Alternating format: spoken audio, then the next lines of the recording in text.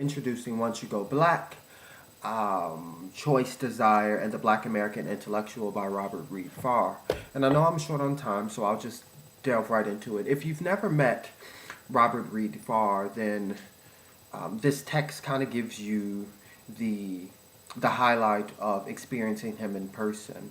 One of the beauties of this text is that, similar to his in person exchange, it invites the reader and it has a certain enchantment, a certain gravity over over the audience, and so in prototypical Robert Reid-Pharr fashion, you are seduced, so to say, finessed into his world. One of my critiques is that, again, in Robert Reid-Pharrian fashion, uh, the text is a bit labyrinthian, and what I mean by that is that Reid-Pharr kind of takes the reader on this journey, and you're consistently asking, where is the exit? What is the point? What is the true meaning? What are you trying to get at? Um, and he really takes you on this journey where he's introducing you to these very what seems to be dead ends, but on these various dead end walls are brilliant literary adornments, brilliant intellectual adornments, and so it really is a fascinating read. And once you pick it up, you can't really put it down. What is it concerned with? Once you go black, choice, desire, and the Black American intellectual is concerned with, as it suggests, the choice and desire that is faced, or that the Black American intellectual wrestles with. And his fundamental concern is this dialectic between individuality and tradition, how the Black American intellectual is often caught between this desire for a certain performance of self, or a certain pursuit of individual longings, and this obligation to their community, this obligation to their tradition, this obligation to a certain form, etc., etc. Right, and so he structures the book in two sections. The first section, entitled Go Black, is an exposition of Richard Wright, Ralph Ellison, and James Baldwin. And again, it teases out how these three black American writers of the 50s and 60s are wrestling with this notion of individuality and tradition. And he starts with Richard Wright because Richard Wright is kind of posited or positioned as the father of the black modern literary tradition. And he calls Richard Wright the funny intellectual because Richard Wright has a way of inscribing a certain queerness on the youthful characters in a way to evade this ownership for his own personal adult life. And so Reid-Pharr kind of plays with this notion, this lack of writerly maturity on the part of Richard Wright, but also to reveal how it indicates a certain duality, a certain dialectic that Richard Wright is focusing or wrestling with in his different writes. And he focuses on the last text of all of these three men. So Richard Wright, he looks at The Long Dream, a novel which isn't really analyzed. And then when he discusses Ralph Ellison, he focuses on Juneteenth. What's interesting is that he plays with this notion of sort of intellectual impotency with Ralph Ellison, because Ralph Ellison wasn't able to reproduce a second novel, right?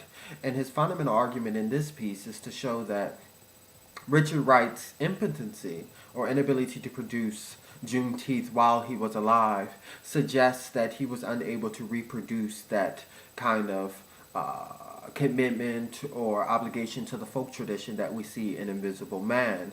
And again, to show how the artist is caught between individuality and tradition, individuality and community, and different things like that. So he looks at Juneteenth, looks at the characters explored in there, Daddy and Bliss, in order again to show this tension that exists, that arises. And then the last for Jimmy, which is an ode to an essay that that Baldwin wrote for Richard Wright, entitled Alas Poor Richard.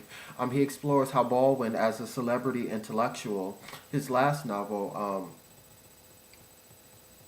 oh wow, and I just had a brain fart. Um, Just Above My Head, is considered a failure in that many people think that he kind of lost control of his craft, that he strayed too far from his community, from his tradition, and which is really interesting because this straying happened metaphorically as Baldwin spent a lot of his time in Europe. Well, that's the literal, and then metaphorically, in his actual writing, how he was kind of detached from this traditional blackness. And again, he's highlighting this kind of Promethean struggle endured by Baldwin, similar to that of Ralph Ellison and that of Richard Wright. And then lastly, the second section entitled Coming Back is an exposition on Huey P. Newton and Sweetback. And what he argues is that in the black nationalist intellectual tradition, you have this same dialectic between individuality and community, and that Huey P. Newton represents a certain duality. And he does a very great analysis of these two pictures. I don't know if you can see it. The first picture over here is the most circulated picture of Huey P. Newton. It's the one he's in the wicker chair. He has a gun in one hand and a spear in another, and he's looking like the prototype of militancy. The other picture, which I believe Reid-Pharr really enjoys, is this picture of a bare-chested, very toned, very gentle face. He has a smile. You can't really see it on here. And he's holding a picture of Bob Dylan and wearing these suggestive white linen pants in which you can see parts of his masculinity on an exhibition. And what he says is that these two pictures represent that duality, that tension between one's individual commitment and one's traditional commitments to community.